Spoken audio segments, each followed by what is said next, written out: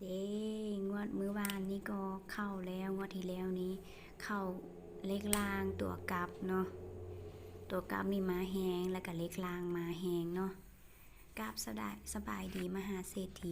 ทุกท่านกันเลยเด้อเฮามาเบิ่ง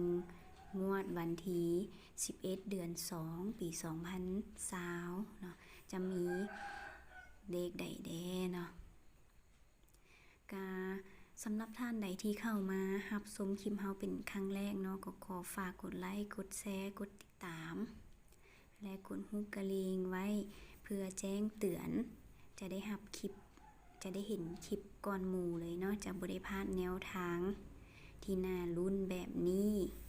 เนาะก็ขอบอกว่าเข้าเกือบทุกงวดกันเลยเลขกำลังวันเฮา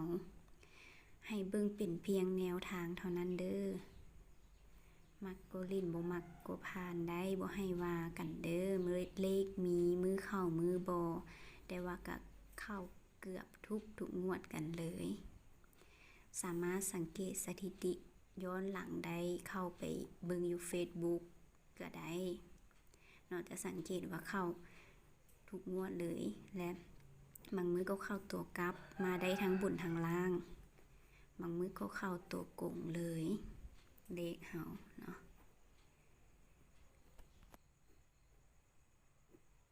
ถ้าท่านใดที่มีตัวเลขในใจแล้วสามารถเบิ่งเอาได้เลยเลขนี้ก็ขึ้นกับดวงบุญวาสนาของท่านเนาะว่าจะถึกหรือบ่แต่ว่ากำลังวันเฮามีวางให้ทุกๆมื้อกันเลยจะลงให้อยู่ที่ Facebook และ YouTube ก็มีเด้อสามารถเข้าติดตามเบิ่งได้ผลงานที่ผ่านมาเนาะส่วนหลักมื้อนี้เฮาก็จับให้จะมีหลัก7และหลัก4เนาะสามารถไปจับเอาได้มักหลักหยังเลือกได้เลยและตัวเด่นเฮาก็มีให้เนาะสำหรับท่านใดที่มีงบหน่อยสามารถเลือกเอาแต่เฉพาะตัวเด่นได้มี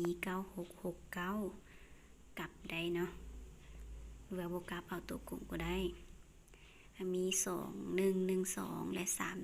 34มี3สุดเท่านั้นคัดให้3ปองเนาะที่เหลือก็แม่นรอผลรอท่าเนาะมีรุ่นมีเฮกันบ่เนาะมีแรงสิมีเฮไผเนาะสิเป็นผู้โชคดีเนาะกะสุดท้ายนี้กะขออวยพรให้ทุกท่านจงโชคดีเป็นเศรษฐีใหม่กันหมดทุกคู่ทุกคนเด้อขอขอบใจ